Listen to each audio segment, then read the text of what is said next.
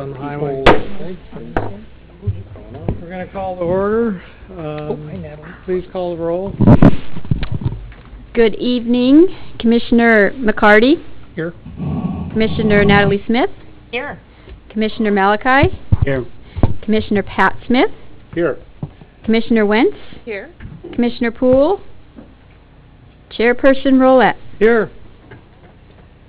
And let's salute the flag. I pledge allegiance to the flag of the United States of America and to the republic for which it stands, one nation, under God, indivisible, with liberty and justice for all.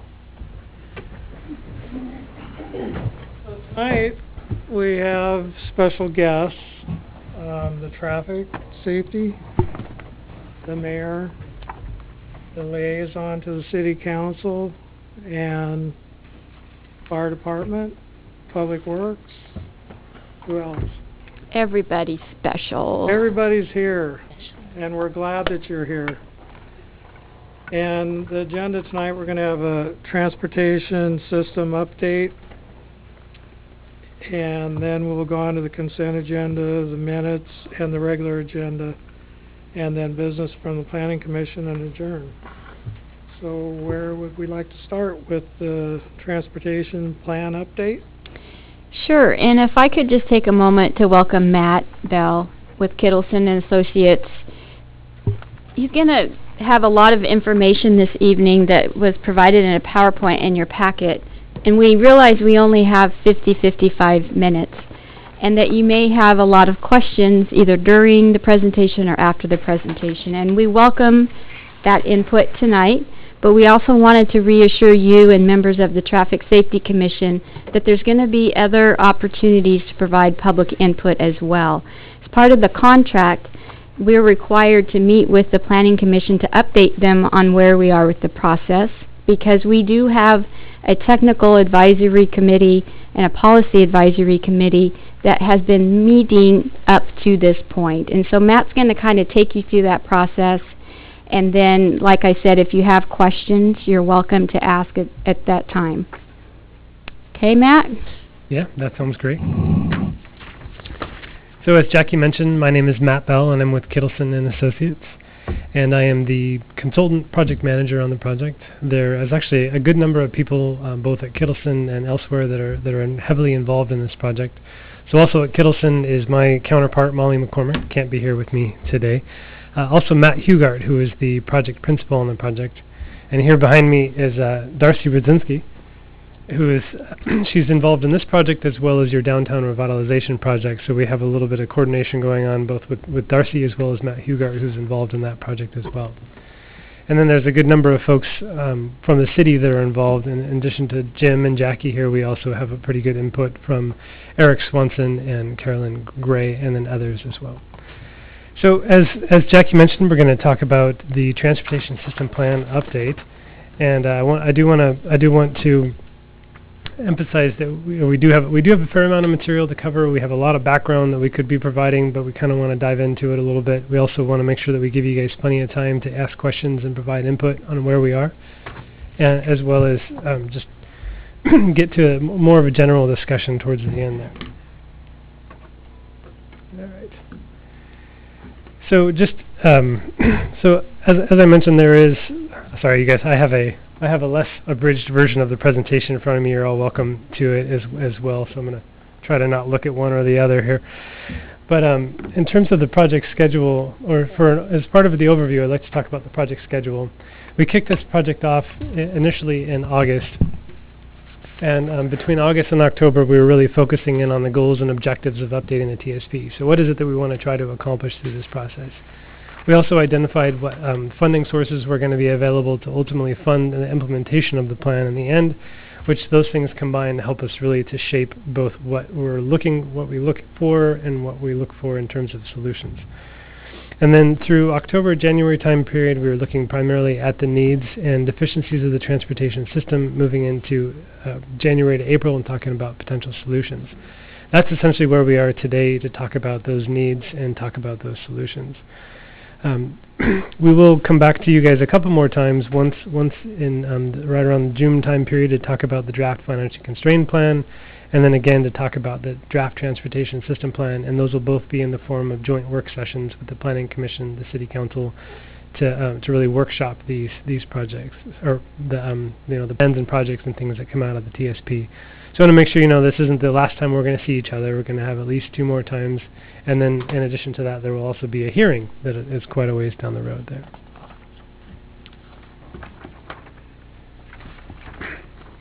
So in terms of project coordination, as I mentioned, there are a fair number of people involved in the project. That first list of people I rattled off, that's what we call our project management team. And as Jackie mentioned, we also have what we call a technical advisory committee. So these are folks that are representatives of both Gladstone as well as adjacent nearby public agencies such as Oregon City, Clackamas County, and they provide input on the real technical nature of the work that we do. Then there's the citizen, or actually it should be a policy advisory committee. Sorry, sometimes we mix those up. Policy advisory committee members are made up primarily of local residents and folks that have a strong interest in just in updating the transportation system plan in the community. We've also had one community meeting. We had it down at the Gladstone Senior Center, and during the same time we did what we call a virtual community meeting. So all the different presentation materials and opportunities for people to provide input during that in-person community meeting were available online through our project website, which the project website should be listed there is gladstoneTSP.com. You're welcome to, once again, that's gladstoneTSP.com. Welcome to check that out. That website has, it's kind of a one-stop shop for all the information about the TSP, provides you with updates on where we are in the process, talks about upcoming meetings, provides all the project materials, whether the draft materials or final materials, and a few background things. Through the project website, we also have an interactive project map, so you can go into the map and you can take a look at what some folks have already identified in terms of needs and different solutions within the community. So you can just click on the map and write whatever you want. It'll send us a message and let us know that somebody's provided additional input, and we'll do our best to incorporate that into the plan.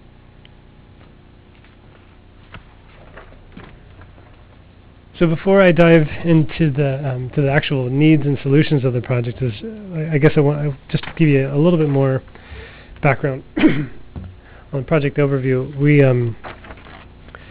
through this process is really guided by a series of technical memorandum, and right now we are on technical memo number 8. And the first 4 tech memos, they really kind of provide the background for the development of the project. It's not until we get to tech memo 5, 6, and 7 that we really start seeing what those gaps and deficiencies are, what the needs are, what the potential solutions are. And so in addition to the regular TSP solutions, there's also a series of regulatory solutions that Darcy is preparing to address different issues in the development code and municipal code. So that series of tech memos, again, those are all available on the project website. There's quite a few of them there, and some of them are quite long. So I encourage you to take a look at them. And we have received input from all of our members of the TAC and the PAC on all of those tech memos, and we do our best again to incorporate that. So, as a background to our needs analysis, as part of that initial that series of tech memos, we do an inventory of the transportation system. So we use a lot of aerial imagery, we use a lot of Google Street View, but then we also come down to Gladstone and we wander around, we ride our bikes around, and we really take a look at the system, try to get a feel for what some of those existing issues are. We also rely pretty heavily on members of our advisory committees as well as the community in general to give us a sense for what this transportation system is really all about. What are the really unique characteristics of the system? We also look for what we refer to as essential destinations, and those are the schools, the parks, the churches, the commercial areas like down here on Portland Avenue and over on 82nd Avenue, and the areas that would tend to generate a lot of activity from pedestrians, bicycles, and people in general. So where people want to go in the city, and we try to make sure that we are identifying the gaps and deficiencies in the systems between residential neighborhoods and these essential destinations. So that kind of makes up a big backlog of potential improvements that we could see in the system. We then go through and we do more of a technical analysis on the system, both from a transit, pedestrian, bicycle, and motor vehicle standpoint. We have different methodologies that we follow, and those methodologies really help us to take what we see as a gap or as a deficiency and really hone it into what we would then call a need, so an actual need in the system. And so sometimes when you see a gap or you see a deficiency, it doesn't necessarily translate into an exact need, and that's without diving too deeply into the details, I'll just say that like sometimes we see a gap or we see a deficiency and it won't really carry forward unless folks let us know that it is a really important one that we need to consider. And in the form of an example, Arlington Street is I'd say Arlington Street is a relatively low-speed, calm facility, and everybody's going to have a different opinion about this, but I'll just take a stab at this anyway. And so when we look at the system of Arlington Street, it has continuous sidewalks on both sides, it has landscape strips, it has travel lanes in both directions. So effectively, it's a complete street in a lot of ways. But if we dive into it a little deeper, we see that the sidewalks aren't quite as wide as some people might like them to be. The pedestrian ramps may not necessarily be meeting ADA standards. The landscape strips may not be maintained, or they may not be as wide as they need to be in order to allow for a real buffering from the street. The on-street parking may be encroaching into the travel lanes, and so on and so forth. So there's the sort of high-level need, and then there's a really down-in-the-weeds detailed analysis that we look at for any individual street. So what elements of that street get carried forward into the plan in terms of improvements and things, that's part of this process. That's part of what we really try to hone in on through these analyses and through these conversations. Does that make sense, everybody? Makes sense. Great. So we then we then take that list of needs, and we do our best to identify solutions for all of these needs. So we have a pretty comprehensive list of what we call needs, and then we develop an even more comprehensive list of potential solutions. And so what I want to spend the rest of the time talking about are those needs that we're seeing by mode, and then what the solutions are that we've identified to address those needs. I'm already there. Do you guys have any questions before I dive in? I think I have some questions, but let's just continue on and then. Okay, great. So, and again, this is sort of the general system that we look at, both public transit, ped bike, motor vehicle, and the sort of all-encompassing other, which is the rail, air, water, and pipeline. So from a public transit needs perspective, both in terms of our inventory, our needs analysis, and the solutions that we develop, a lot of this information, again, it really comes from TriMet, it comes from visiting the transit stops, it comes from information that we get from the advisory committee members and people from the general public. What we're hearing from folks is that the general need for transit is more marketing awareness of existing facilities and existing services, more direct service to key destinations in the region, both downtown, Clackamas, and then over further on the west. More frequent transit service across the board. Some more localized park and ride facilities. I think the closest ones are quite a ways away right now. And then just general amenities at transit stops. And so that's kind of the list of needs that we start off with. For the and I'll pause there, make sure if there's anything else that you guys can think of in terms of needs for transit we should be thinking about, I'd be happy to add that to the list. Okay. So in terms of the pedestrian system needs, we of course look at sidewalks. We also look at the condition of those sidewalks. And so it's not just whether or not there is a sidewalk from point A to point B, but how wide is the sidewalk, what's the general condition of the sidewalk, where is that sidewalk at relative to the travelway. We look at pedestrian crossings, whether they're marked pedestrian crossings, signalized pedestrian crossings, and we look at what they're trying to connect, where they are located relative to these essential destinations I mentioned previously, as well as other just general connectivity crossings. We look at multi-use paths and trails, and there are a fair number of those that connect to the riverfront and between neighborhoods. And we look at what we're calling neighborhood connections or access ways. These are there's quite a few of these throughout the city where one cul-de-sac will come to an end, and they've managed to get a path that connects to another cul-de-sac or to an adjacent street. So these are just a really good way of essentially trying to provide additional connections for primarily pedestrians and bicycles through some of these shorter streets.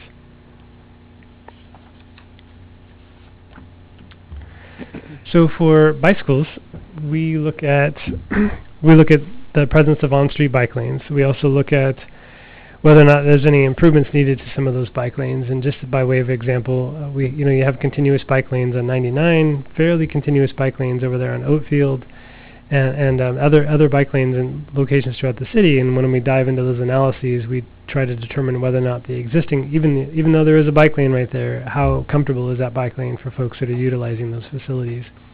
And what we find through this analysis is that we really find that even though there are bike lanes there are things that we could do to improve, things that we could do to make them more comfortable for folks.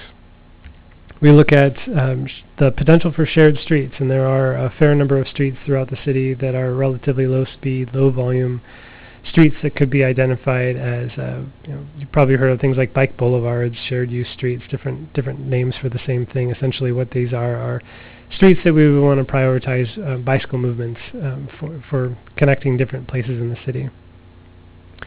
We also look at opportunities to enhance bike crossings at intersections. One of the things that we heard about and both saw in terms of our crash data analysis as well as talking with advisory committee members on was a lot of right turn hook crashes. That's where somebody's making a right turn and kind of colliding with a bicyclist that's continuing through an intersection. So we look at opportunities to try to improve those crossings for bicyclists. Finally, for the motor vehicle system, we look at a wide variety of different things. I've only come up with a short list here. Is the street designation. So you have a functional classification system that really kind of helps define the function of the transportation system. So we look at the designations. We look to make sure that they make sense and whether or not there's any changes that are needed in those designations. We look at opportunities for new local street connections, and these can be pretty controversial, especially when you see them popping up on a map and going through your backyard. But really, what we're trying to look at is a potential to continue a local street connection to make a more continuous network. And we try to limit our view to properties that don't necessarily have an underlying land use that would be consistent with the planned. So big, large vacant lots. We try to avoid going through people's houses and things. And then we seek to address operational issues. There's a fair number of operational issues at major intersections along 99, along 82nd. Not so much in the city proper, but really these major connections to the major arterials and corridors through the city. We also look to address safety issues, and so we look at those from an intersection standpoint, from a roadway segment standpoint. We hone in on crashes that are a little bit more severe than your average run-of-the-mill crashes, and any location where there's pedestrian bicycle-related crashes or just like a frequent reoccurring type of crash. And we look at that both from an individual location as well as more of a systemic standpoint. So, I don't have actually notes to read from for the other, but for rail, one of the things that we looked at for rail is that you essentially have one rail system that travels through the eastern boundary of the city. The major connections to that rail are down in Oregon City, and although it does travel along one of your streets, and so there is a long-term potential to do something there if wanted to. Otherwise, what we really do is really make sure that we have connections to the existing rail line back in Oregon City. Say the same thing about air, even though there's really not a lot that we can do about improving congestion on 205, but making sure that we do have adequate access to the different air facilities around town.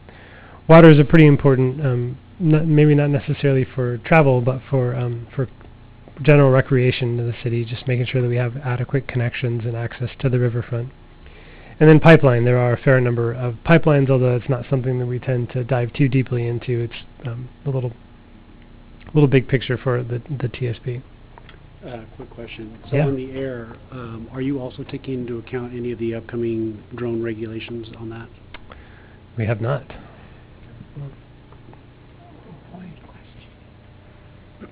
So on the rail, what significance does the rail have going to Oregon City? We don't have trolley or anything. Right, and again, these they kind of fall into the other category. We do acknowledge them. At this point, there likely will not be any projects specifically related to rail. We haven't identified any real needs other than wanting to make sure that we have a connection to the rail line in Oregon City. And it can be for commuter rail, it can be for heavy rail, it can be for a variety of different things. But essentially, the rail is it's fairly fixed, and there's not a lot that we can do about it from a transportation system planning perspective. I have a question. I think that we met before and we talked. I submitted a drawing and some explanation about River Road 99 in Arlington. And I submitted drawings and how it related to a system similar to it in Salem on Sunnyside and Commercial, where they actually closed off the street.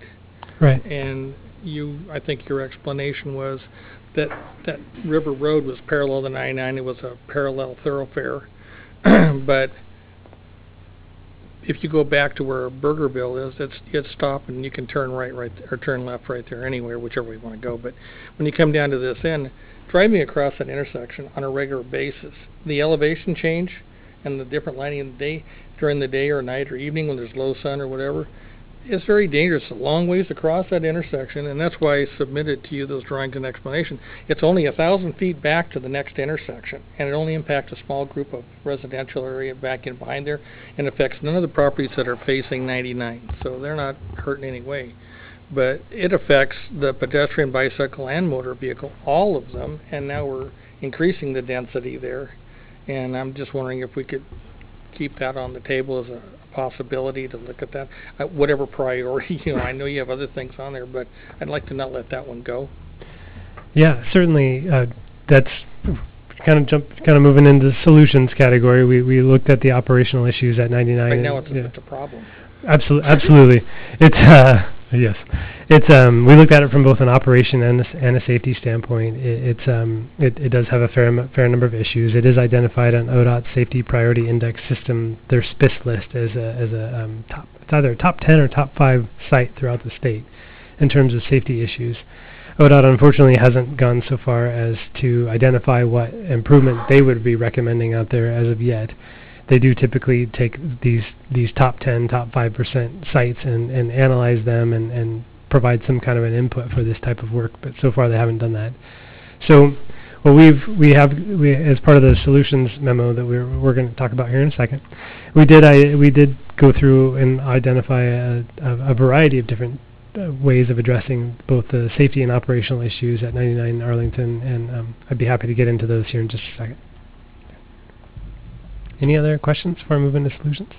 Would you prefer us to hold our questions till you're done, or? Oh, no, not at all. Okay, I have a question on park and rides. Where you mentioned park and rides.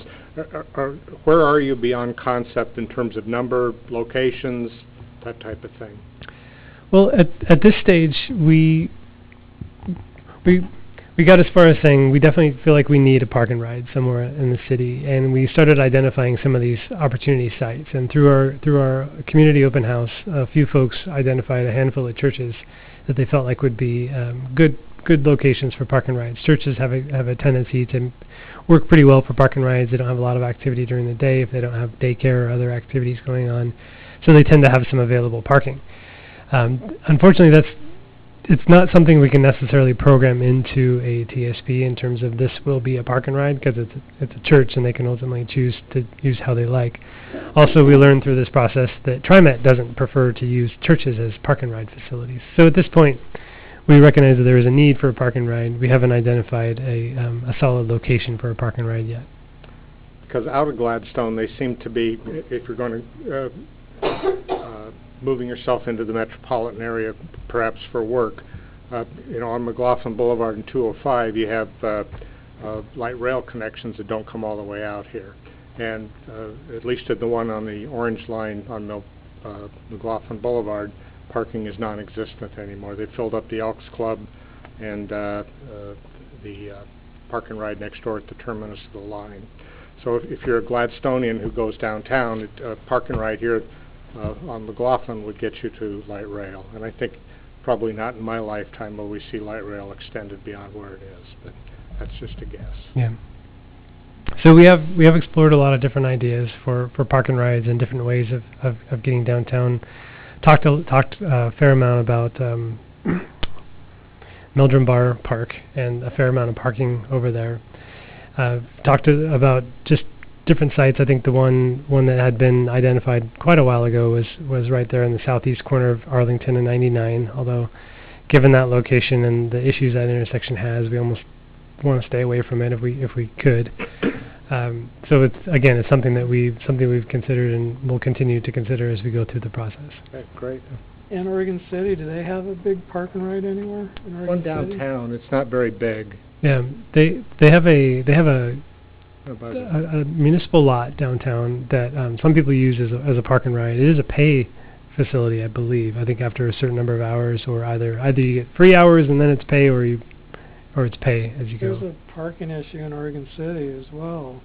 Just to go downtown. Yeah. A lot of times I'll park up on top, then take the elevator or whatever. So, I think Oregon City, it's growing like crazy out that way, and it impacts us too, as trying to get things like park and ride. Absolutely.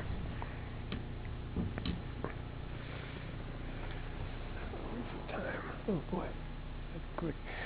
So for our solutions, we have a good number of of solutions that we're considering, and this order is deliberate, and I'll explain why.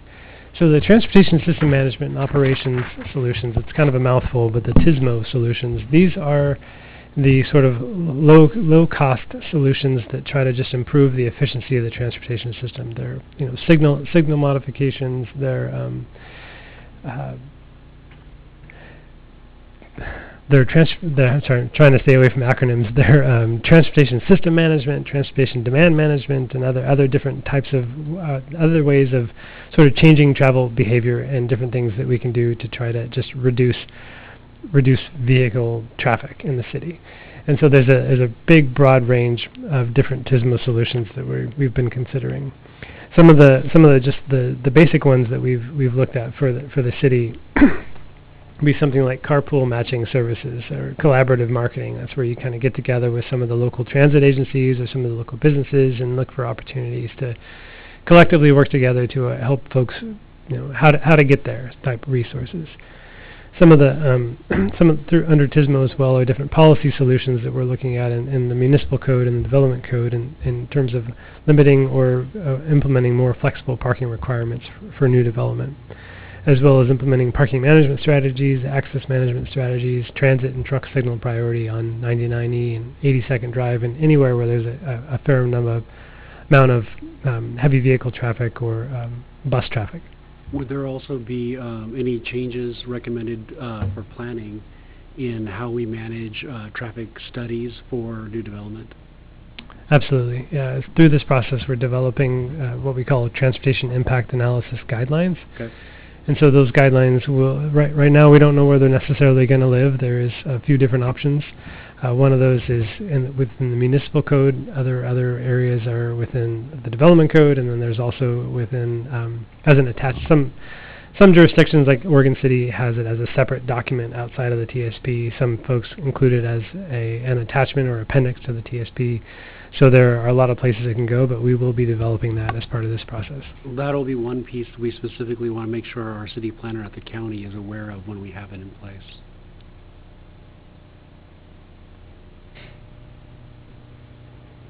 What do you mean by flexible parking for new structures?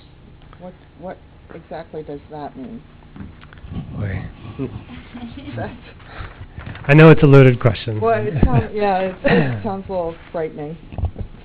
Do you want to take a shot at it, Darcy? Yeah, we're looking at what the zoning code requires now. And again, we're looking at potential modifications to parking requirements that would come with new development, or potentially redevelopment of a substantial redevelopment of a site or a particular building would happen, then maybe parking requirements might kick in.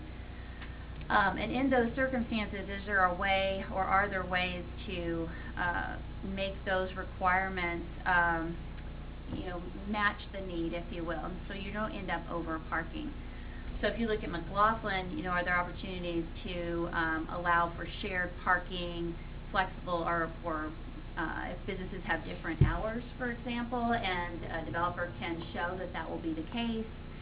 Can we reduce our parking on this site if we know we can use the adjacent lot for our peak needs, for example? So that's one way of looking at your ordinance to see if you can build in some of that flexibility. For Portland Avenue, we're actually looking at something a little bit more aggressive based on some of the objectives for future activity in that area. So we've been working with advisory committees to look at, what is the future of Portland Avenue? What should it be, when it grows up, I guess, if you can call it a historic 100-year-old plus area growing up. And again, will you see that type of activity? Will you see the new restaurants? Will you see the redevelopment of some of the buildings that you wish could spruce up if you have the parking requirements you have today? And what we're finding is that the lots are small enough that a lot of any redeveloped or developed lot will be chewed up with parking, landscaping, setbacks, and you end up with not much change. So we're looking at a little bit more aggressive tweaks to the standards you have today and requiring less parking so that more of the lot can be developed with an actual use. So that's what we're looking at. Some of the recommendations coming out of the downtown plan will be a little bit more aggressive than what we might be looking at tweaking for the rest of the city. So it will be more of a situation like up on Mississippi and like Selwood and stuff like that? As far as the future growth on Portland Avenue and enabling some of that, potentially, again, it's a little bit more nuanced than that because there's been a market kind of study done and sort of looked at what you could expect to see just under market conditions based on your population and, drive-by traffic, things like that. Right. But nothing, nothing prescriptive, more allowances. If a property owner wanted to do something, would you allow them to have a little less parking or a little less landscaping in order to, actually have a new building on that site kind of thing? Okay, thank you. Great question. So access management falls both under these TISMO strategies as well as sort of independently. Access management is essentially the way we space out our street system. It's the way that we make sure that we prevent a lot of unnecessary driveways, a lot of unnecessary street connections that essentially muddle up the street. 99E has not been very well managed in terms of access management from here all the way to downtown Portland. So access management standards for the city would be a good first start. You guys do have some basic standards, but there are some variations on the standards from lower classification streets to the higher classification streets that we're looking at for as part of these solutions. There's also inevitably going to be as soon as we create a standard for access management, there's also going to be a lot of properties, a lot of existing access points that don't meet those standards. So we'll be creating a spacing variance process to allow folks to go through, as well as access, as well as just a consolidation method, so that folks, as they're redeveloping, they can really be looking to consolidate their driveways. These are all. It's all essentially intended to improve the flow of traffic along city streets, along ODOT facilities, and elsewhere. And in a lot of cases, like some people feel concerned about this because they feel like they might lose their access point, or they might. No one's ever going to lose an access point through this process. They're only going to, at worst, they're going to be combined with somebody else, or they're going to be looking at accessing a lower classification street, or there's a variety of different things. But it's a pretty common standard. A lot of other jurisdictions, Oregon, Westland, Milwaukee, a lot of your neighbors here have pretty robust access management standards, variance processes, and consolidation measures. So we're looking at those as also potential solutions out here.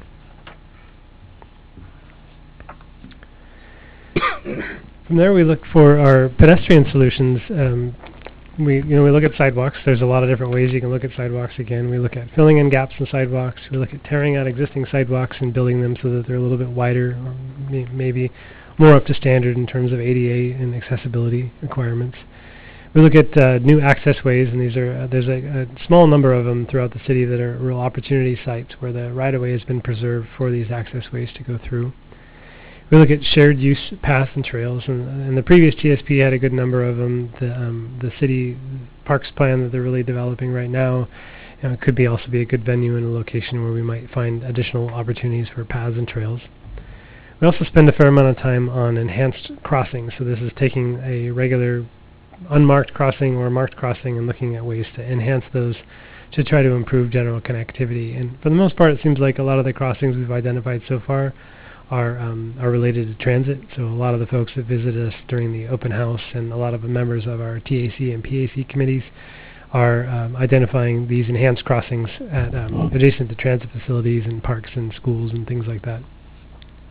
So a good number of different opportunities there. For bicycle solutions, we look at not just installing bike lanes everywhere, but we look at designating alternative routes. Like you might see as you drive around some cities, they have signage that directs people down different ways to try to bypass busier streets or to provide like a parallel route that essentially gets to the same destination.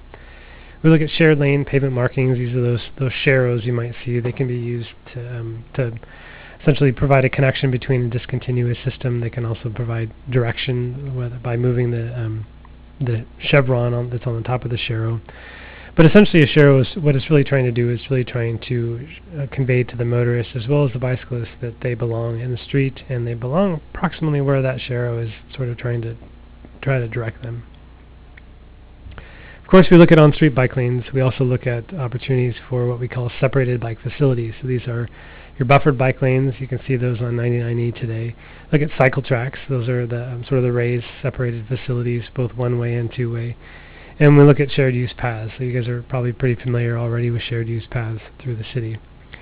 We also look, as I mentioned before, at opportunities to enhance pedestrian crossings. And so a lot of the solutions that we've been developing for some of these troubled intersections for bikes would be identifying enhancement opportunities at those intersections.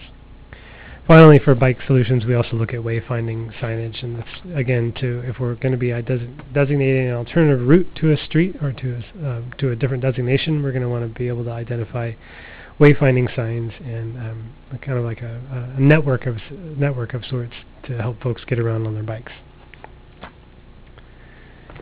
So how am I doing for time? I'll pick it up a little bit. So for transit solutions, we look at new or rerouted fixed route services, and the way that we do this is we really, as part of our early analysis work, we look at the population employment density in the city, and we try to identify areas that would support transit service at varying levels. And what we find through that analysis is that we see that there are segments of the city, generally the whole city will support transit service at some level. But really it's this sort of heart of the city right here as you get closer to 99E that supports that highest level of service, the 15-minute, 10-minute frequent service. When you get a little bit further north, when things kind of start spreading out a little bit, then those service levels get up into the 30, 45, and 60-minute service levels.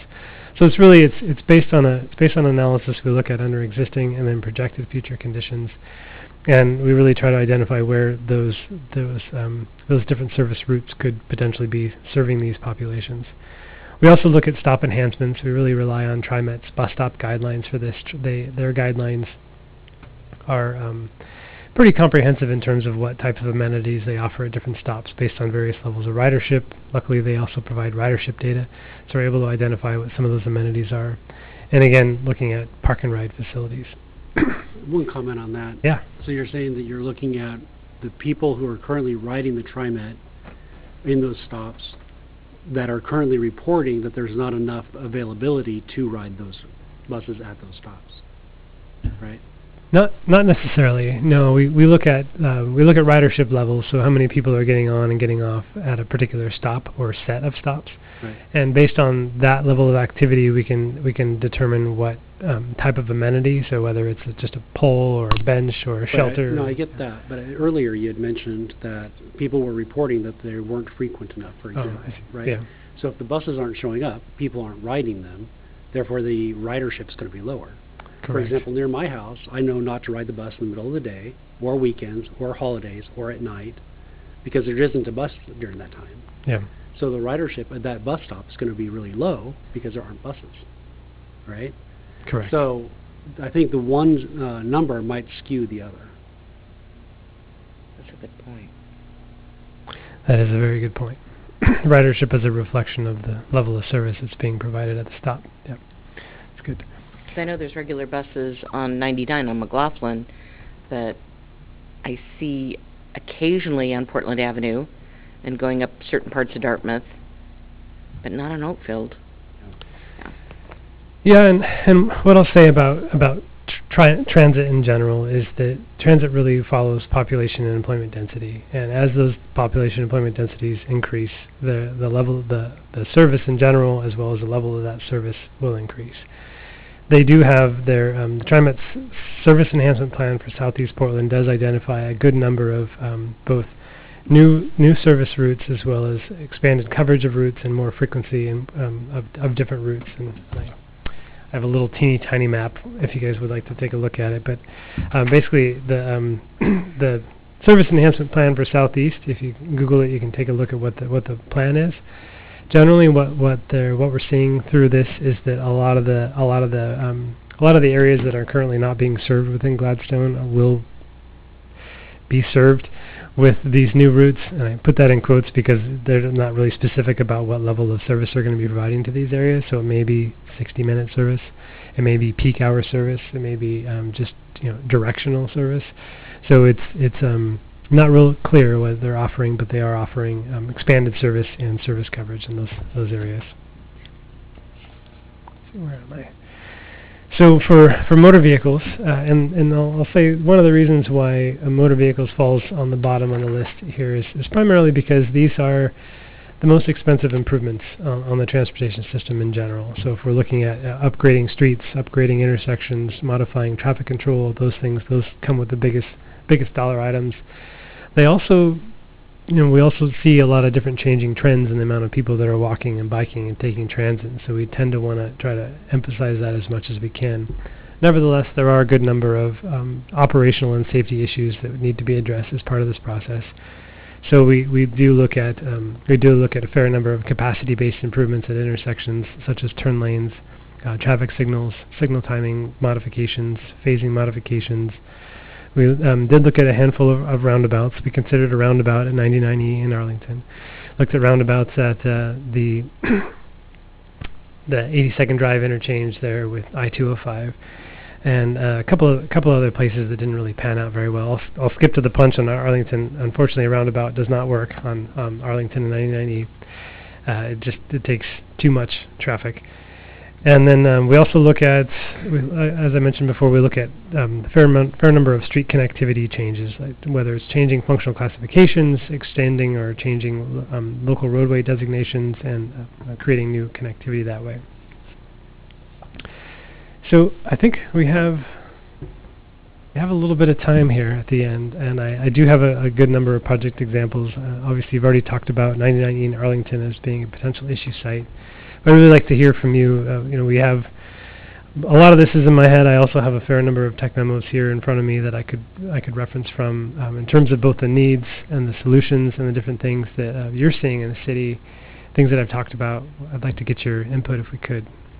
The one question I have, we have a certain amount of impermeable surfaces that we're always dealing with on every plan.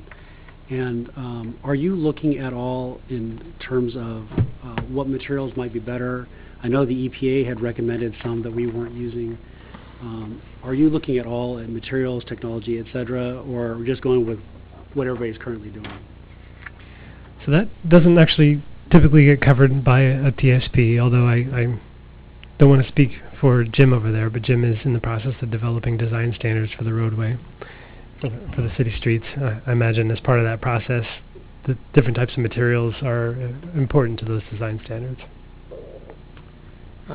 You've mentioned throughout the whole conversation, and this is my impression only of what you were saying, so I was kind of listening to the big picture as well as the detail, and it sounds like that they're going to deal with where the greatest demand is, where the state level seems to be driving a lot of this. And we're in an area where the population is not going to be increasing density in any significant numbers. And so it seems like we're always at the bottom of the list for anybody that needs something if we want something done, like the Arlington intersection. And it's very disturbing because of all the times I've heard these conversations, the answers that you say are correct. I mean, I understand what you're saying. I'm sure we all do.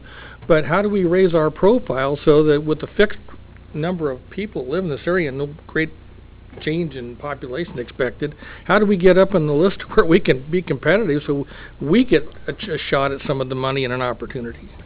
Yeah, that is a fantastic question, and one way is by updating your transportation system plan, kind of going through this process. It's Jim's fault. And identifying, and something that Jim I know could speak to much better than I can right now, but is identifying some of those more high-profile projects and getting them listed for regional flexible funds and different regional projects. So, for example, the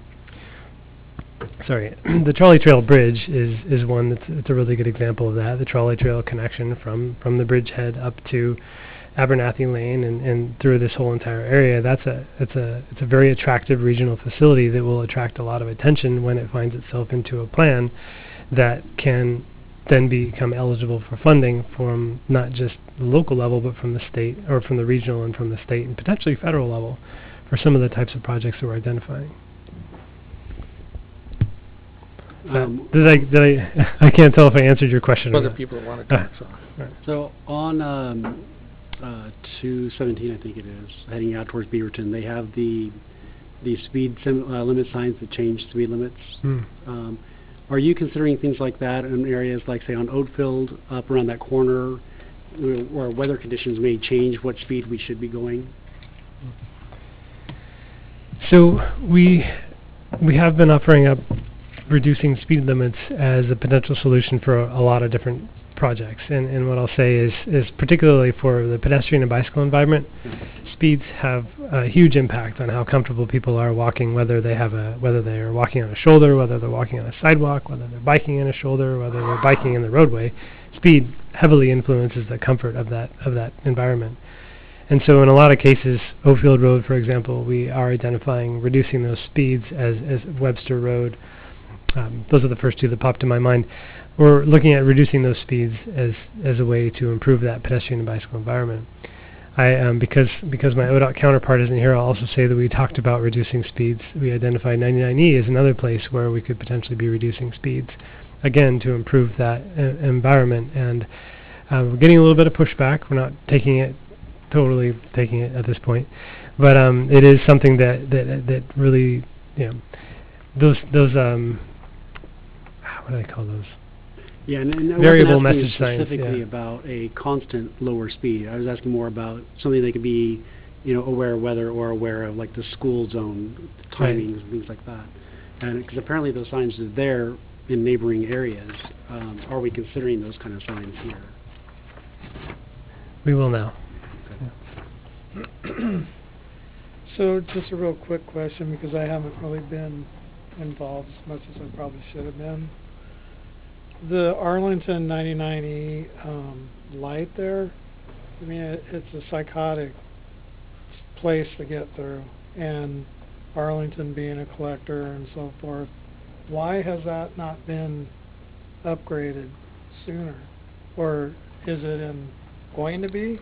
I mean, everybody says for years that it's the craziest intersection there is there.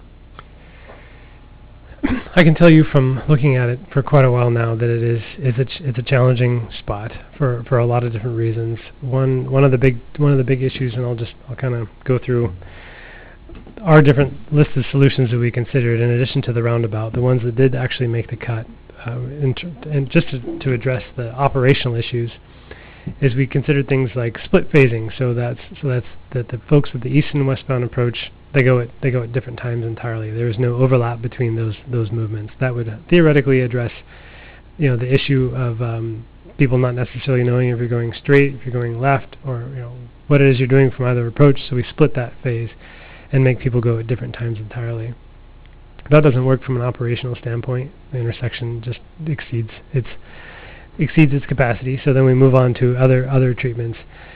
Just general signal timing, general signal phasing modifications. We look at additional capacity improvements. So in one instance, we're looking at adding dual northbound left turn lanes from 99E onto River Road, which requires widening River Road to accommodate those dual receiving lanes, and unfortunately dual eastbound right turn lanes to accommodate the heavy volume of eastbound right turns that are happening right there.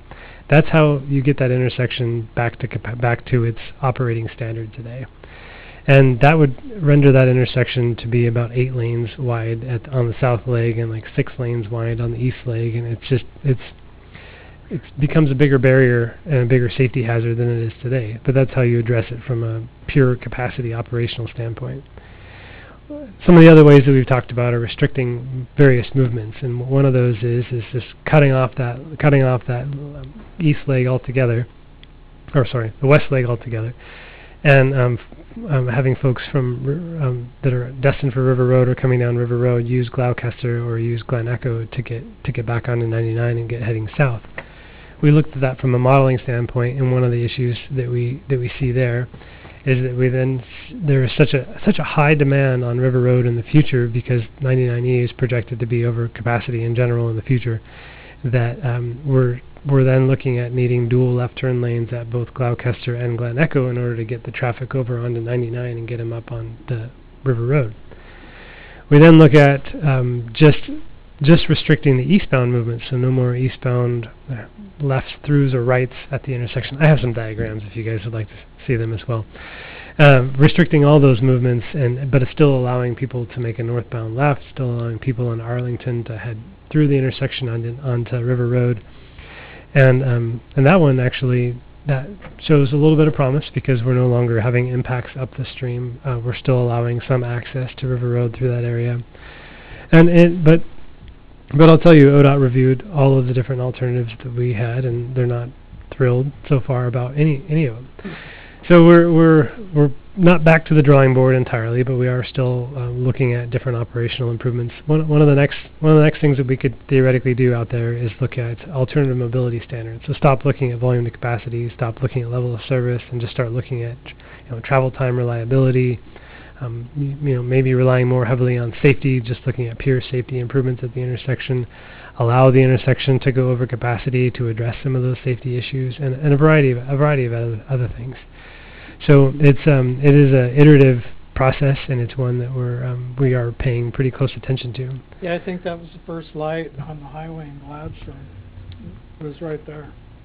The one thing that we try our best to avoid is and it doesn't matter what community we go to, usually the state facility is the one that has the most problems. It's the one that needs the most. It's the one that most people want to talk about, and most of the issues are happening, whether it's safety, whether it's operations. So but we realize that there is a whole system within Gladstone that has a lot of needs as well. You're also not going to pay for a lot of the stuff on 99. You may enter into some kind of an agreement. You may pay some sort of a share. You may, there's a lot of different ways you can do that. Ultimately, ODOT is going to be relying on you to come up with a solution for that they agree to, that they can then fund through on their own. So while we do spend a fair amount of time on the highway, we want to spend significantly more time on city streets and city needs and things. So the places in Gladstone where there are no sidewalks, like Dartmouth, sidewalks on the south side, north side, spotty, if any. So is the plan to put sidewalks on the north side? So at this point, everything is in the plan. We haven't started narrowing anything out yet. So anywhere where there's a gap in the sidewalk system, there will be a project to fill that gap in the system. Anywhere where there is a deficiency, there will be a project to address that deficiency.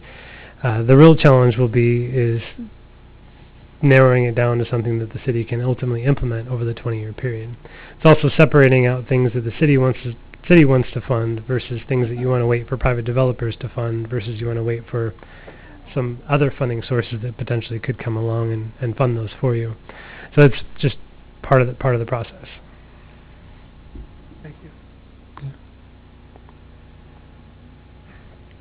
All right. I would like to beat that dead horse one more time. Yeah. Seems like, when somebody sits down and says, I've got a small problem, it's this big. And I'm not saying that's the case here, but in that intersection, you start talking about 8 lanes and all this different traffic. Why is it blowing up into that? Somebody said that somewhere back in history that River Road was the main feeder that had to come down through there. And yet, they interrupt it back up by by Burgerville right there, and you got to stop there anyway. So why can't they turn left out there onto 99? And why is that small stretch just between there and when it hits 99 again? Why is that such a big feeder? The people that live back in that area, there are plenty of ways to get in and out on there, and what we're talking about is without going, and this is why I sent you the drawings. It's a simple solution. Whether you cut it off or you make it a right turn only out of there, it makes no difference. You don't have to have people turn left there. That's a lot of the problem right there is people turning up. And when people come across that intersection, you don't know if they're going to go across or turn or what they're going to do. And so by cutting that piece off on the east side, whether you cut it off completely or partially, the completely, which is the one I preferred when I sent it to you, but was they could move it back 1,000 feet to Gloucester and it come out there, and it would allow traffic, bicycles, pedestrian. And there's a lot of things you could use it for, and it does not disrupt any of the businesses or the residences. And for 1,000 feet, it seems like we're beating this thing up trying to redesign the intersection, when in fact, if you just move it back and quit calling it a parallel feeder to 99, because it really quits back there at Burgerville. That's my, I'm done. I don't understand why it gets blown up like this, and all of a sudden, because it gets blown up big enough, they go, well, that's too much work and too much money, we're not going to do anything. So I just like to keep it in perspective and say it's not that difficult, and that's why I suggested you looked at Sunnyside and Commercial in Salem, because while theirs is reverse, it's still, you have the drawing somewhere in your file. Yep. There's still it's a very elegant solution. They went back 500 feet to the next intersection. In this case, you go back 1,000 feet. And I don't see where that disruption, I understand, I've dealt a lot with traffic control people and the traffic design. It's a really technical science. I do understand that. But in this case, we're talking about not having to put new signals in and modifying a lot of stuff except for programming, and just to move folks back, and it makes it a lot safer intersection, and the traffic only has to be signaled for 3 different directions then instead of 4, and you're not dealing with head-on traffic coming across. It works really well at 99 in Arlington when you take off that west leg. That's why I'm not going to let it cross. Yeah. No, it really does, and it's on the list for that reason. It's the impact that it has further to the north that gives us a little bit of pause, and we just have to overcome some of those issues, both from an operational standpoint and from a ODOT acceptability standpoint, and then we can carry one of those forward. Yep. So, make sure. Yeah, I just have one more slide here. So again, I just wanted to say, so we do have we're going to do this again with the City Council next week, same time, same place. And then we have a series of other meetings that we're going to be taking, including another community meeting that will happen sometime in June. We haven't exactly pinned down the date, trying to coordinate with the downtown revitalization folks, make sure we're not doing it on the same day. And then we're going to come back and visit you guys in June, and then again in August in Joint Planning Commission City Council meetings to really workshop some of the first time. The focus of that will be largely on what we'll actually have some lines on a map that'll show you what the planned improvements are, how they might be prioritized over the 20-year period, and that's usually when people really start coming out of the woodwork with a lot of feedback on those. So those are usually exciting meetings, and then the final one there will be another one where we're actually looking at the draft plan, and so it kind of takes that first step a little bit further, and puts it into a nice package for everyone. And then again, we'll see you again in September for the adoption hearing. I can hardly wait. So, Chairperson Rolette, may I ask, is there anyone from the Traffic Safety Commission that would like to provide comments? You're welcome to do that as well.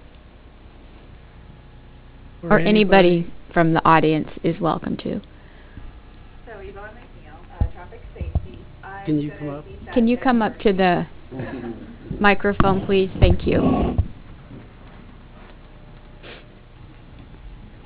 So I just want to agree with McCartney. It is a bad intersection. And with all of the new businesses going in, it's only going to get worse. That's the one thing that we are going to change in. When you talk about marked crosswalks, what are you talking about? Like actually marking the crosswalk, or? So, Sorry. He's all choked up now. Different terms for different people, so I just want to make sure I understand. So crosswalks are a difficult thing to handle in the transportation system plan, primarily because we don't have as much data available to really analyze that particular crosswalk location. You may have heard that just painting lines on the pavement in some cases can be less safe than having no lines on the pavement, and that has been proven time and time again. Yeah, I understand, but so what we try to do in those cases is based on the volume, based on the speed, based on the activity, based on a variety of other factors. We try to take it a step beyond just a marked crosswalk, and we try to identify signs, advanced warning signs, flashing beacons on the signs, signals if need be. And I know you have a few of those in Gladstone already. I've got the one over there on Oatfield Road, which is a great example of one where Oatfield Road, being a higher volume, higher speed facility, just a marked crosswalk there by itself wouldn't necessarily be a very safe improvement. So you don't have a lot of those streets in Gladstone, which is good. So a lot of the crossings that we're identifying, though, tend to be on Oatfield, Webster, I think a couple on Arlington, and a few other locations where there are going to see some higher level treatments, so not just necessarily markings.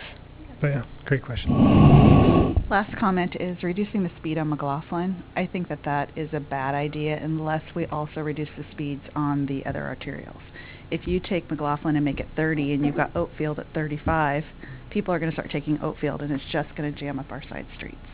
So if there is a reason for reducing the speed on McLaughlin, please reduce the speed on the other side streets, at least to the same, or if not, 5 miles under, because it is truly what would happen. And there's less lights, so I'm going to take that way if I can go faster that way. And stay within the speed limit. Good point. Thank you.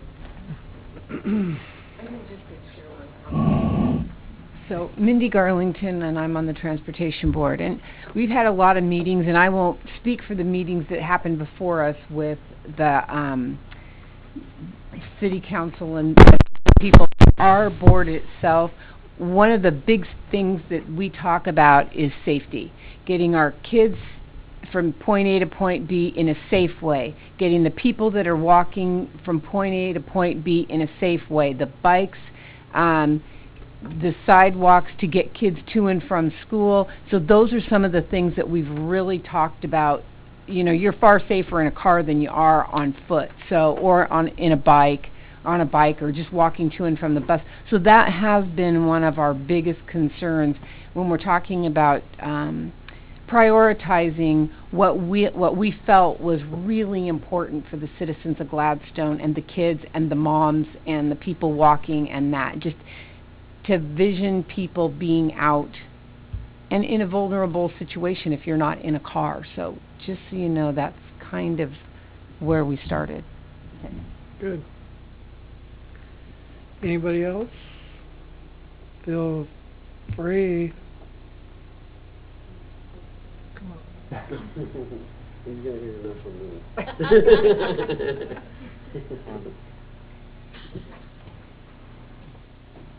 All right. Thank you very much. Thanks, guys. Just one more quick plug for the project website. That's gladstonetsp.com. It's got all of our project documents, all the technical memos, all the work that we've done, a lot of the presentation materials that we've provided to the technical advisory committee, policy advisory committees, and lots of meeting minutes. So if you want to see what we're talking about, it's all the information is up there and should be pretty much up to date as of today. So appreciate it, and I'll say this: so after this meeting, we're going to be finalizing our needs analysis and our regulatory solutions and our TSP solutions, and so those will all be on the website here in the next couple of weeks. And those will really, again, those are really kind of laying the foundation for moving into that draft financially constrained plan and the draft TSP. So I'd like to take as much feedback as we can from you guys through that process. You can reach any one of us through the website. There's a place to contact us on the website. Most of these guys have my email address. Definitely got some good input from Dennis there on the 99 Arlington. Got a whole packet. So we're glad the traffic safety people are here too as well. Yeah. Yes, thank you for coming. I appreciate it. Thanks, guys. Both of you. Okay. I would suggest that you adjourn for a 10-minute recess while we get ready for our land use Sounds application. like a good idea. Let's take a recess. You ready? We're going to continue on now. The consent agenda. What? You ready for motion? Yeah, any discussion on the consent agenda? Motion? I'll make a motion that we approve the minutes of March 21st, 2017. I'll second. And let's call a roll. Or shall we just do a voice? Let's do a voice. Yeah, all in favor? Aye. Aye. Opposed? None opposed? Motion passes. So we've approved the minutes, and now we're going to go on to our regular agenda. And this will be a public hearing on Z0185-17D, modification of master plan for 24-hour fitness, change from restaurant to retail professional office, 6,000 square feet for building along Arlington, 465 West Arlington Street, Stephen Hill Properties. And I'm going to read the notices. The public hearing is now open for the purpose of considering what I just read. The procedure we'd like to follow tonight is Planning Department report, applicant testimony, proponent testimony, opponent testimony, applicant rebuttal, decision to continue or close the hearing, Planning Commission discussion and decision. Now, does any member wish to disqualify himself or herself for any personal or financial interest in this matter before us tonight? Or does any commission member wish to report any significant ex parte or pre-hearing contacts? And please indicate if you visited the site with connection to this application.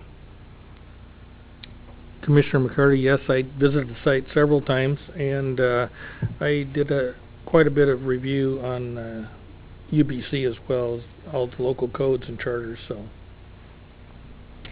I've driven past the site, but I have not been physically on it. I visited the site in relation to the original application. I was not here at the time when the original application went through, and I did not visit the site specifically to do with this application. I am familiar with the site. Randy Roulette.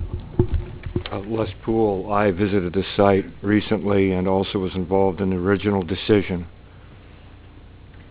Libby Wentz, and I did not visit the site, but I did read the materials. Pat Smith, I visited the site twice. And I want to ask if there's any member that has any bias that you feel would prohibit you from making a decision on this matter? Any personal bias? No, I do not. No one has any personal bias. Does any member of the audience wish to challenge the right of any commission member to hear this matter? Is there any member of the audience who wishes to question the jurisdiction of this body to act on behalf of the City Council in this matter? None shown. Oregon land use laws require that all issues be raised if the issues are to be appealed. Failure to raise the issues at this hearing may invalidate their further appeal to Land Use Board of Appeals, LUBA. Any party has the right to request a continuance to this hearing, or in the alternative to have the record left open for 7 days. Failure to raise constitutional or other issues related to proposed conditions of approval with sufficient specificity to allow the Commission to respond to this issue will preclude an action for damages in circuit court. If you're going to testify, please try to address the applicable criteria. Will staff please present the report? Hello, Clay Glasgow, planning staff. The applicant is present and has a PowerPoint slideshow to describe everything that I'm going to quickly go through here. But you all got a copy of the staff report, a set of the plans. Should be a couple of site plans in there, some building elevations, so you all know about what this looks like.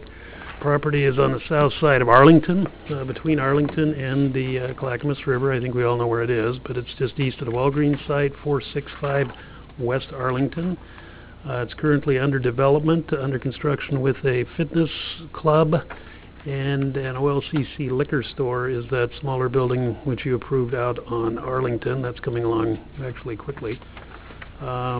This is for the other pad out along the Arlington frontage. Now, this site has actually quite a bit of planning history. It goes back to '05 was the first time I was involved with it, when it was still a Parker property, and there was an approval for a mixed-use retail condo kind of thing.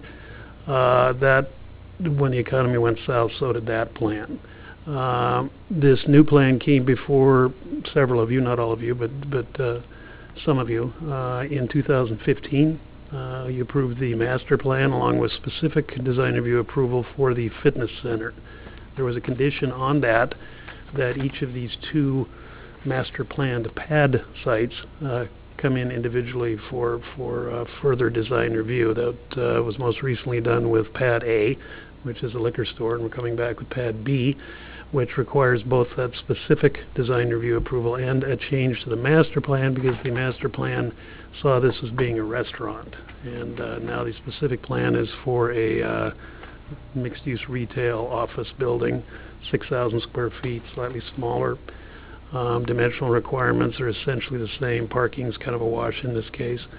The original approval back in 2015, and to a lesser extent back in 2005, considered several other features other than the use itself. The property is along the river, obviously, and because of that you've got a variety of overlays. You've got Title 13 habitat, you've got Title 3 clean water.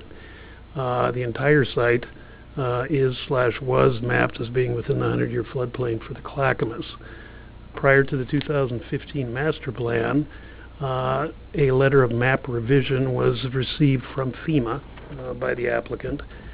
A truly gigantic amount of fill had been put on that property subsequent to the '96 flood. It was and in kind of waves after that, and nearly the entire site by elevation is above the 100-year floodplain. That was determined through elevation surveys and that kind of thing, and through a floodplain development permit application done as part of the master plan. This proposal in front of you this evening does not run afoul of any of those previous approvals for the habitat, for the clean water, for the floodplain, for anything else.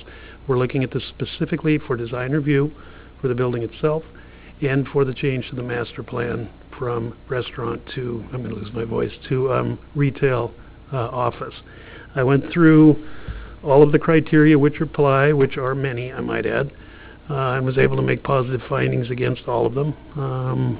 Recommended approval with a variety of conditions. I sent out notice to the usual suspects. I got comments back from Mike Funk with the fire department, and Mike's comments are, I have reviewed the notice request for change from restaurant to retail office space. This change should not present any adverse impact to the fire department. Due to the nature of retail and office space, the fire department recommends the building be installed with a sprinkler system to provide maximum alternatives for the space to be used by the widest variety of future tenants. Didn't receive any other comments for or against. Now, with that, I've kind of babbled on here and I might have missed something. Do you have any questions? No, but I did see your comment about needing to verbalize about the expiration. Right. And I do appreciate you putting that in there, but I just want to call attention to it as you requested. And we're looking at proposed condition number 1, which is a 1-year time limit if it's approved. And the Planning Commission has in the recent past come up with a reasonable desire to clarify that more, that if something is approved, if design review is approved, it's approved for 1 year unless you apply for a renewal prior to that 1 year Extension. Right, yeah, right. So on the master plan, how did that all work? You know, I wasn't here during that whole procedure, but what's the significance of changing that from restaurant to office retail? It's essentially the same size building, so the change will be an impact. You're going to have a different type of traffic, both automobile and human, but it remains a developed center of activity, so, you know, I mean, it'll be different, but it'll certainly still fit within the zone. It seems like less impact for traffic, correct? Because the It is. people that are It going to go to that will go there and stay there for a lot longer than they would going through a drive-through or something. Well, right, and the ITE manual will tell you that traffic for a restaurant, even a sit-down restaurant, is there's more than there is for retail or office. Your parking requirements are really essentially the same for whether it's a restaurant or retail. In fact, they're identical for those two. Office is slightly less, but it really is a wash. So the master plan was a master plan for that site. So originally, the original master plan was for the property and where they planned on putting the buildings. They had no tenants originally. And this is fourth time here? Excuse me. Is this third or fourth time here? For what? I didn't hear the first for part. this property. I think it's the fourth time. Well, you modified, okay, you did the master plan, you modified the master plan, you did the OLCC, so this will be the fourth. Yeah. Yep. Okay, thanks.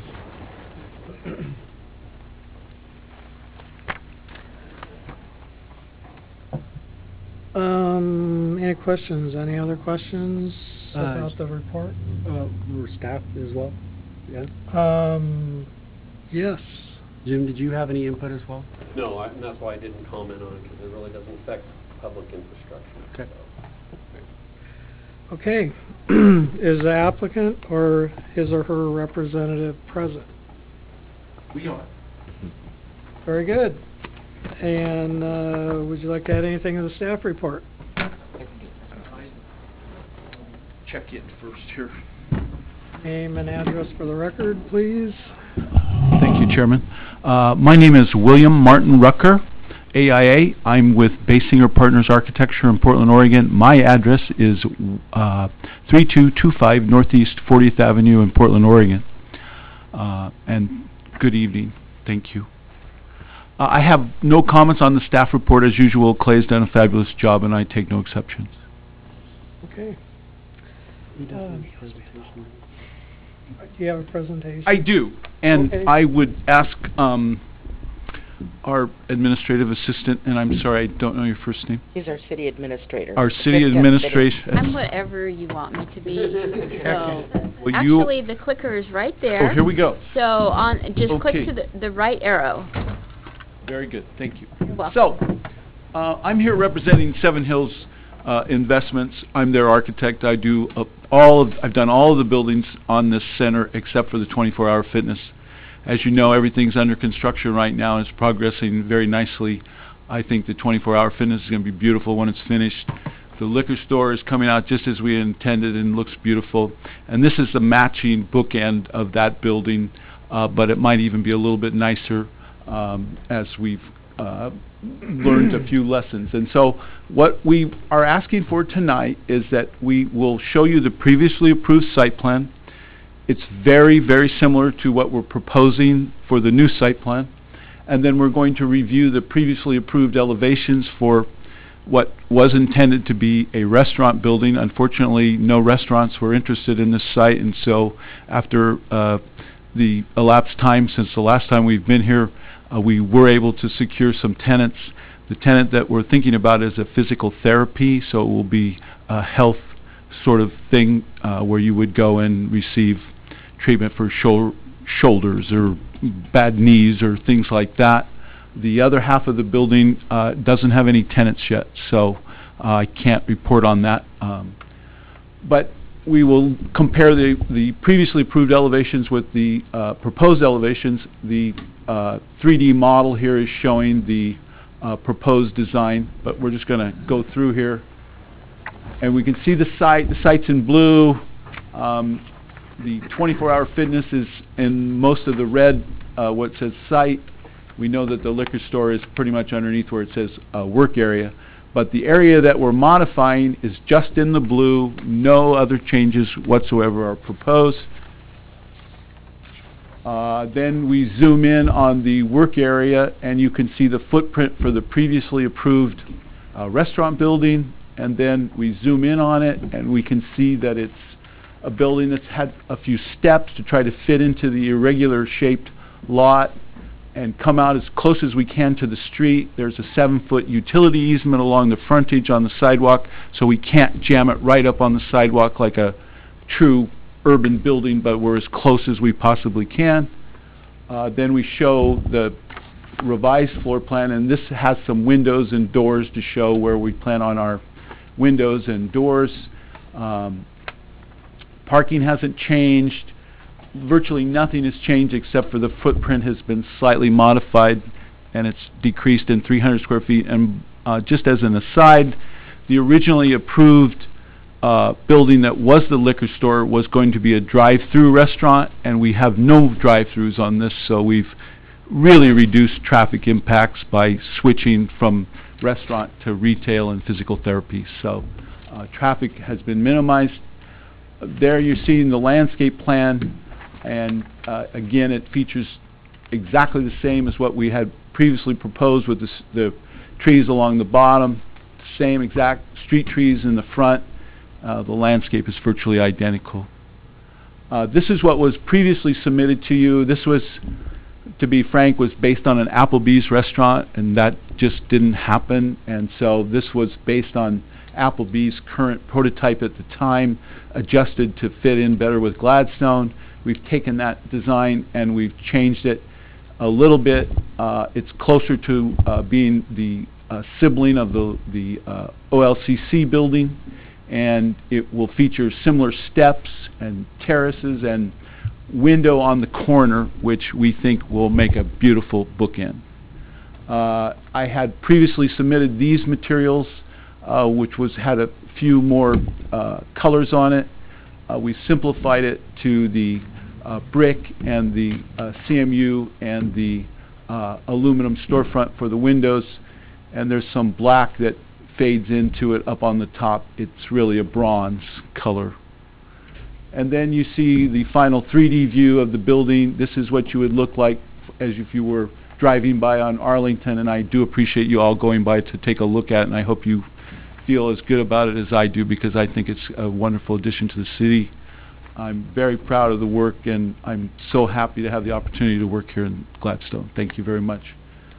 And so what I ask for you today is we are asking for minor changes from the previously approved plans and elevations. Everything we're showing you meets or exceeds all your community development standards.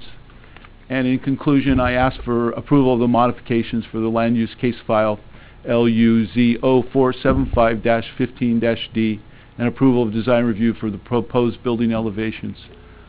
Thank you very much. I would take any questions that you might have now. Thank you. Yes, go ahead, commissioners, questions? I always have questions. And this may be as much for Clay as it is for you, Commissioner McCarty. Sorry. Hello, Commissioner. On the site plan, Yes, and landscape plan, I mean, and I don't have a... If I zoom back to it? Sure, hope so. Let's look at that. There you go. We often have a lot of issues with traffic on this site, and I know I'm talking about the citizens complain a lot about line of sight. And I looked at this row of trees that are on the street, and I know those are required one type or another. But I looked at the architectural rendering of it, and it looked like a full tree of some sort that was full-sided and bushy. And in Title 14 or 17 in the GMC, and I think in the county, we have a line of sight restriction for depending on the speed limit right there. And so when you pull out to that corner looking left, I'm concerned about just the one tree that's on the east end right there as to whether or not if we can make sure something gets planted there that's not going to obstruct the view turning out of there, turning left. Are we talking about the far right Yes, on green the top. tree with the solid green one? Yes, sir. Okay. I believe that the trees were specified and spaced according to your development standards. And if Clay is, and the board is inclined to want to remove a tree as much as I love them Oh, and I don't want... think you need to remove it. That wasn't what We I would would suggest. just- You put maybe a different type tree as long as there's line of sight coming out. I mean, this is in the Title 17, which is in the GMC, which when you come to an intersection, your line of sight, depending on the speed of the traffic, for example, that's 25 miles an hour, but I know that at 35 miles an hour you have to have something like 700 or 800 feet of clear line of sight, and that just offers an opportunity for somebody to have an accident coming out turning left. Okay. People coming out of Walgreens, they're turning right, they're accelerating, and that's a short distance. I was just throwing it out there for somebody to take a look at it is all.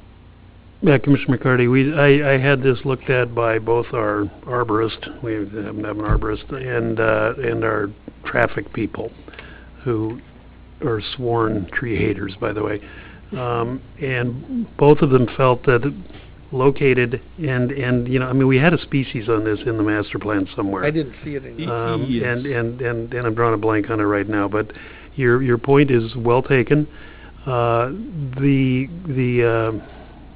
conclusion of the traffic people was that with a proper tree properly located, pulled back, because it almost looks like it is kind of floating out towards the sidewalk It's a out bit, toward the curb there. that a car exiting from a stop, that tree simply won't be an issue. But let's add a condition. In the code, it's a very specific distance. Sure it is, yeah, and it's a that can be lot. drawn on It's there. a lot. It goes like it's clear past McLaughlin. You have to be able to see. Yeah. That- I just want to make sure we don't have people that are putting themselves at risk turning out.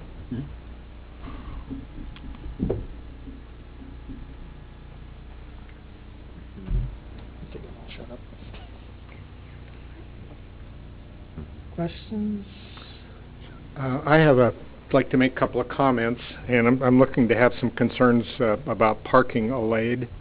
And I want to note, first of all, that the comments I'm making are based on observation, not any kind of a study. But the south side of Arlington, east of McLaughlin Boulevard, is basically a parking lot for employees at Armstrong Motors. I've seen numerous people park there and walk across the street, obviously guys and women that work at the car dealership. The OLCC building, at the top of page 8, it says here that the structures to be built to receive and distribute material or merchandise by truck shall provide and maintain off-street loading booths in both sufficient numbers and size to adequately handle the needs of that particular use. I'm not a site plan expert, but I don't see how you can get a tractor trailer in there. If the OLCC store carries soda, either Coke or Pepsi, whoever brings that in, they're going to bring it in a tractor trailer. And there doesn't seem to be any way to physically navigate that kind of a vehicle through the parking lot. Here on Portland Avenue, just east of here, south of here, there's a couple of taverns. It's not uncommon to see a tractor trailer with either beer or soda parked in the middle of the street offloading. And I wonder how that's going to be handled all those parking concerns. And I also wanted to know if the parking access the stipulations for the number of spaces included employees as well as customers for the various buildings. Okay, so And that's a lot to throw at you. Right, it's kind of I'm thinking it's a two-part question, so let me see if I understand them correctly. The first was a concern about the loading for the OLCC. Right, getting a vehicle into the parking lot that carries the kind of merchandise that would be left there. I have some experience in the retail food business, and I know that pop is delivered on tractor trailers. It doesn't come on small vans anymore. Okay, well, the liquor store, while we were at the design review for the liquor store, the issue of loading was addressed, and it was found to be satisfactory with the design review board. So I don't believe it would be productive to speak any more about the liquor store because it's already fully approved. Okay, fair enough. The loading for this store is a physical therapy, so most people and most things that are delivered are going to be people that walk into the store. Initially, there may be some trucks that would come that would have exercise machines and things like that would be a once-in-a-lifetime sort of opening. Yes. So prior to opening, they'll be parking wherever they want just to offload. But normally, they'll just park right on the curb right in front of the building, and they'll offload everything. But there is a loading dock that's anticipated that meets the standards for Gladstone, that meets your size standards. The second question, I think, was about overall parking for the center, and we exceed the minimum standard for the center, and we are slightly under the maximum allowed parking for the center. So we think we've hit the sweet spot for the number of required spaces. But is that decision based on customers, or is it based on customers and employees? Yeah, I think I can respond to that. Thank you, Clay. The code parks uses per square foot. It does not distinguish between employees or customers. If you've got 900 square feet of retail space, you need 3 parking spaces because it's 1 per 300, regardless of how many people work there or how many people come there. It doesn't separate those two uses. All right, thank you. If I recall, when it was a restaurant, you had planned on, like, some of the parking spaces were going to be dual use for the loading trucks during off hours or something. Is that still correct? Is that Well, to address the question he had? Let me just back up just a little bit because I forgot the first part of the question had to do with on-street parking. And as part of the conditions from the previous master plan, parking along the south side of Arlington was removed along most of the frontage. And it's only after you get past the liquor store, and it's now officially signed, and so where you used to be able to park along all of Arlington Street, most of that's been removed. So there's just a few spaces left as you get farther up. It's signed, says no parking at any time. So I think that's all been addressed. As far as the loading for off hours,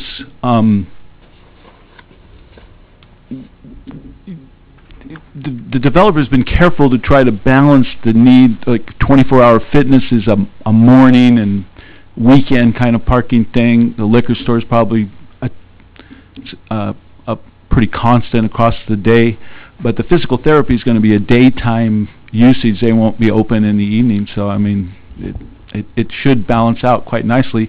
And there's cross-access agreements, so there's no dedicated parking spaces. You could go to the 24-hour fitness, park there, go to the liquor store, buy whatever you want, and if that makes you unhealthy, you can go to the physical therapy and get some exercise. So we think people will, you know. Yeah, I was just clarifying for his question. Okay. If I recall, the original plan is you were planning on the trucks parking on the lot. Absolutely. We won't need any on-street loading. We don't anticipate on-street loading. If the truck driver does it, then the local municipal police need to cite them, but that's not how we intend it to work.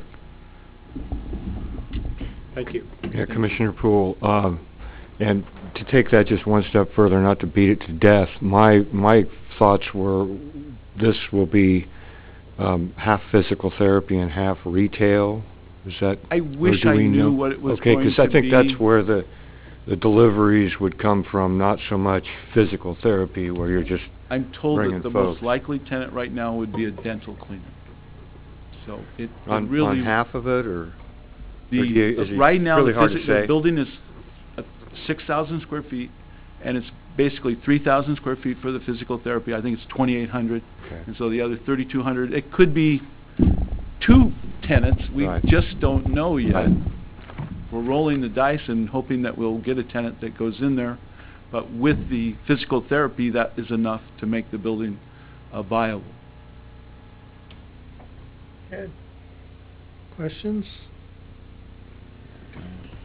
Thank you. Well, thank you. Now is the time for public testimony. Please approach the podium and state your name and address. We will first hear testimony from proponents, that is, from people who support the application. Then we will hear testimony from opponents. So anybody would like to speak in favor of the application? Seeing none? Anybody would like to put testimony in opposition to the application? Seeing none? Now is the time for applicant rebuttal, which nobody testified, so I don't see a need for that. But you can speak again if you like. I said my piece, thank you. Okay. Any further comments from the applicant or anyone? Can I just possibly allay some concerns? Not everybody was here for the master plan approval. During that process, we were concerned with things like, is this overparked? Because there is a parking maximum here. We discussed things such as loading berths, loading spaces, on-site circulation, particularly the fact that this was going to mate up with a Walgreens site to the west. So the access, if you're northbound on McLaughlin and you're driving a big truck, that's where you're going to come in. You're going to turn right off McLaughlin to get into this site. You're going to go out Arlington. And it was actually going to work quite nice. Regarding that driveway, if you are not going to get a wider driveway there, just from a traffic safety standpoint, that would not be a good idea. If you're trying to respond to 55-foot semis, that is as wide as is reasonable to put in there. Honestly, this was kind of beat to death earlier on. So I don't want you to be concerned about it. It's a reasonable question that you're bringing up, but I thought staff thinks it's been taken care of. That tree, particularly the easternmost tree, I think warrants a condition that we have somebody who knows what they're doing look at it, make sure it's the right species, and grows high, with branches that don't hang down and that kind of thing, and is far enough back from the actual road. Anyway, that's it. All right. I'd like to say one thing, and just overall, because I did the calculations on the load. I talked to Clay as well, but the restaurant, when it was in there, which is a group A2 occupancy, that's rated at 50 people as occupant load, and it's all based on how many square feet you have, and Chapter 17.48 defines all of this. And if you took the ambulatory healthcare part of it, which is the medical office component of it, you have 30, and the retail or wholesale, whichever they happen to put in there, total load for that, I used 3,000 feet, was only 9.7. So on average, there's actually, if you weighed, there's only, the total average is 20, occupant load is 20 people, versus 50 or more in the restaurant. So you have less than half of the people who are going to occupy it in a restaurant. Just so it's very clear to everybody, the occupant load goes way down here, and whether people come and go at whatever hours they do, that's a whole different story. But just to be clear, the occupant load of that building is reduced by at least 50%. I thought so. I didn't know the percentage, but it would seem like it'd be less for sure. Some idiots do calculations, other people. You're really good at those calculations. I appreciate that. We all do, I'm sure. It's good to know. You don't work for me. I like stuff. I'm retired. Got a job offer. Okay, if there's no further testimony, I will entertain a motion to either close the public hearing or continue it to a date certain. What is the pleasure of the commission? I will make a motion that we close the public hearing on Z0185-17-D. I second that. And all in favor? Aye. Aye. Aye. Opposed? None opposed? What is the pleasure of the commission? Well, it sounds like we have a few items that are being added. One from that Clay just mentioned, one that Mike brought up, and the one about the expiration. I think those are the only adjustments we have. Is that right, Clay? Reminder. Really easy. Anybody else? Comments? I think that's it. You said Mike, you meant Dennis, right? About the No, trees? Mike. Oh, Mike Funk? Mike Funk, yeah. Thank you. No, the There he tree thing Clay has already brought up. Okay. So if there's no comments. Somebody want to make a motion? I will make a motion that we approve file number Z0185-17-D with the modifications as per Clay. I'll second that. Call the roll? Commissioner McCarty? Yes. Commissioner Natalie Smith? Yes. Commissioner Malachi? Yes. Commissioner Pat Smith? Yes. Commissioner Wentz? Yes. Commissioner Poole? Yes. Chairperson Roulette? Yes. So the motion passes and approved. Thank you. All right. So now, I know, right? You turn the heat down in here. And now it's too cold. Yeah. Well, this place is, yeah, That's what we get. it's either cooking or not. Well, we have enough. Really weather related. so business from the commission, business. I was kind of curious. I noticed that on Portland Avenue, they're doing some development on that building down there at the corner, and I was wondering why that hasn't come before the Planning Commission. Which corner? It's on Clarendon and Portland Avenue. Yeah. By the pizza place? Was it a remodel or? It's that brick building that runs. Yeah, it looks like they're definitely doing half the something block. there, yeah. They just put a great big Glass storefront. glass window front there. I'm sorry, I missed the first part of that. Where is the building? So it's on Portland Avenue and West Gloucester. Oh. Or I'm sorry, Clarendon. the Clarendon. corner. It's where the Sand Lake clothing is Yeah, and the I red. know where you are. I'm just trying to think, is it recent? They just put that, they just took the front. There was a facade there from whenever. It's been changed several times. They took the brick out and put a great big glass Storefront. facade on the front of that. That's like right here, right? It's real close. Just Just right down. on the street, about a block down. Okay, yeah. Tammy asked me about that. And Tammy, from City Hall, Tammy Bannock. Mayor yeah, Stemple. Yeah. No, Tammy Bannock. Oh, Yeah, okay. the one who does nothing. No, yeah, but, yeah. Anyway, Tammy Bannock from downstairs asked me about that, and I looked it up, and there were a couple of building permits issued, just minor facade improvements. They were described generally as tenant improvements with no specific tenant or use described in the permits.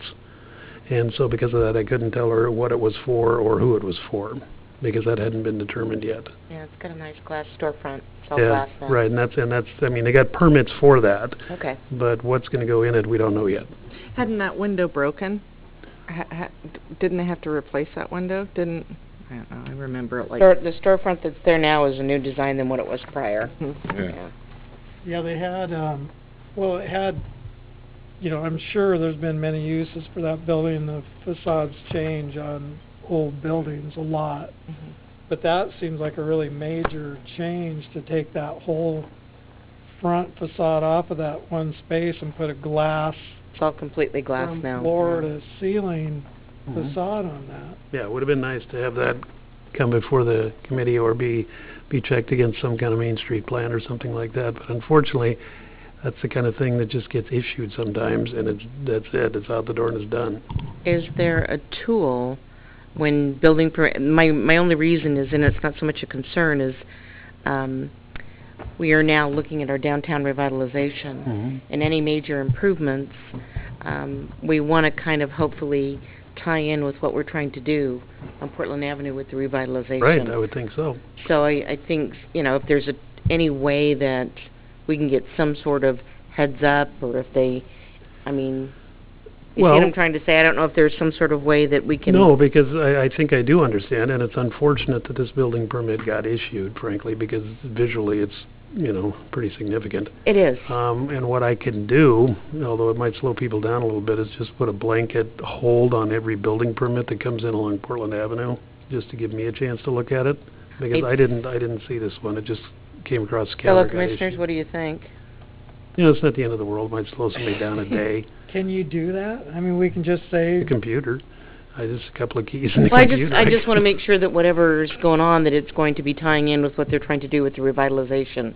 Right, and I don't know where you are in that planning process, or if you're... I'll know more on Thursday. We have another meeting. Okay, yeah. And I understand that when you say a blanket hold, we're not talking about, a taboo, and then when people are applying, we still have to get them answers, but being flagged on it or aware of it, right, where we can, reasonably because new comment would help. I apologize. Some new tenant that might be taking a space on Portland Avenue that might be very much impacted by having to be a part of that.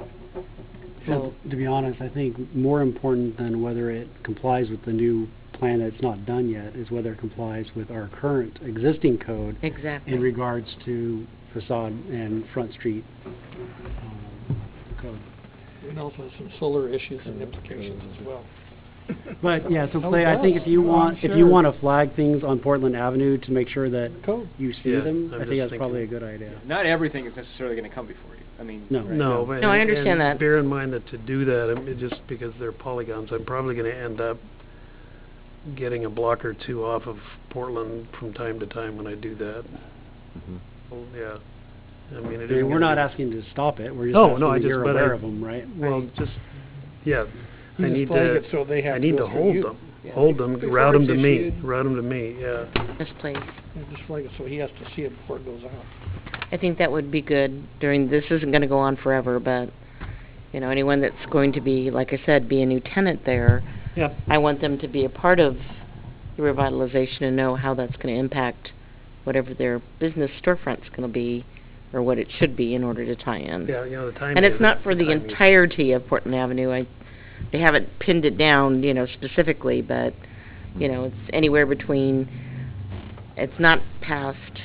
I'm trying to think. Exeter, and not past Berkeley at this point. It's only going to be a couple blocks in downtown. Okay. Maybe you should come to our next revitalization meeting, just so that you know what's going on and how it will impact certain applications. Well, obviously, I'm in planning. I should be included in the process, but that's a different discussion. But you should be included. Well, that I'm going to blanket several blocks along Portland. It won't be that big of a deal. Nobody will even know. Okay. And this is the first time this has happened in 8 years that there's been a major facade change along Portland. It'll probably never happen again. It's pretty, but it's pretty major. Okay, I got it. Thank you. Just for clarity, the county is involved because Mike McAllister is on the Downtown Revitalization Technical Advisory Committee, and I believe that is Clay's supervisor, so he is involved with that aspect. He's only one of my supervisors. Thank you very much, Clay. So, Thank you, Clay. During the transportation system plan update tonight, they were talking about some potential updates to how we calculate our traffic flow changes for designs. So I asked them to make sure to loop you in on that as well. Okay. It's probably going to be months away, but I did ask them to loop you in on it. Okay. Business. We almost certainly have a meeting next month, by the way, for whatever that's worth. We have one application that just came in today, and then if I get notice out by next Tuesday, we'll have a meeting next month. I have a question for the commission and staff. On Gloucester, I think it's about 2 blocks west of Oakville, there's a duplex that's being built. Yeah. When I was on the planning commission last time, I thought that zone prohibited duplexes. Yeah, you have an email that you will get before you get home tonight on an update on that property. That's But the one I sent. the three of us have been in conversation today regarding that. I was curious about it because I can see it from my house and I didn't know Yeah. anything about it. So I guess I'll let Clay go ahead and give you the update that you're gonna get in the email. Okay, just briefly, back in 2015, the property owner there applied for a single-family residence along with an accessory dwelling unit. Then it just kind of languished for a while and wasn't actually picked up until last summer, June, I think it was June. And they started construction on what is a fairly large building, and it looks even larger than it is because of the size of the property it's on, and because the building on the property adjacent to the west happens to be essentially on the line. So it makes those two buildings look really close together, even though this new building is meeting setbacks. It's the existing building that's the problem. We've gone over this. I called the builder in, and he actually came in last week, and we went over the plans in really painstaking detail. And based on that, and based on our discussion today, it appears to meet your definition and intent and everything else for an accessory dwelling unit. It's not a duplex. Okay. It's just a big house. It looks like a duplex to me. Well, it does. Yeah. It's a big house with an attached accessory dwelling unit of no more than 400 square feet in size. So it's attached. Is that like a mother-in-law suite or something? Well, it's an accessory dwelling unit. Where is it attached What does that at? mean? Well, it's just a building. You got a garage in there. I didn't bring the plans, but it's a single building. That's two dwelling units. It looks kind of like a duplex, but what it is, it's a house with an attached accessory dwelling unit, and definitionally, it's different than a duplex. Duplex isn't allowed there. So you looked at the accessory dwelling unit code, or we came up with some stuff years ago on that. And my understanding, or my thought, if I said, can I have a house with an accessory dwelling unit, was a separate structure, and there was a limit of this many square feet. That's not part of... Well, there's a variety of dimensional standards, but being a separate structure is not one of them. You are limited to 400 square feet. It needs to have its own off-street parking space, needs to have its own entry from the outside, needs to have similar roof form to the existing... There's a variety of standards. What has been happening most often is these go on top of a garage. That's, right. Frankly, the most typical. Or they're just a separate small building. ADUs, accessory dwelling units, you are required to provide for these because it's part of Metro's functional plan. It's one of the many things that kind of sprinkles down. And we did. And within the urban area within unincorporated Clackamas County, we also allow them. Ours are much bigger. I mean, yours are 400 square feet maximum, one bedroom maximum. And one of either the main house or the ADU has to be occupied by the property owner. Okay. So, you've got it nailed down pretty tight. In this particular case, however, you've got a big building on a little lot that sure looks and smells like a duplex. Thank you. It does look and smell like a duplex. So yeah, that kind of throws me a little bit. I don't remember all the stuff that we did back then, but I was here during that whole thing with the duplexes and the accessory dwelling units, and I think the intent not being met. But if he's complying with the law, or the builder is complying with the law, then, or what we agreed to. The other thing is I printed up some of these introductory guides. May I take one? And Thanks. anybody I'm want printed one? one myself. I should have saved my paper. Here's a fresh copy. And also, I read the thing, and it's pretty relevant to what we do. It's done by the state of Oregon. In January 2007, they have a nice little... Can I look, was that done by AOC, or who published it? LCDC. Okay. So it's a really good guide.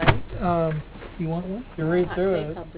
Kind of puts everything together. It's good training material. But you did. Refresher, too. So that's all I have. Anybody else? Business?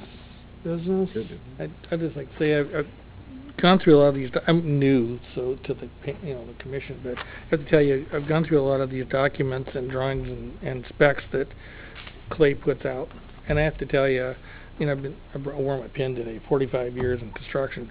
I got to tell you, his documentation is really professional and complete. I mean, it is extremely complete, and he does a really great job. I mean, it'll cost you $20, but Still a lot of money. I do.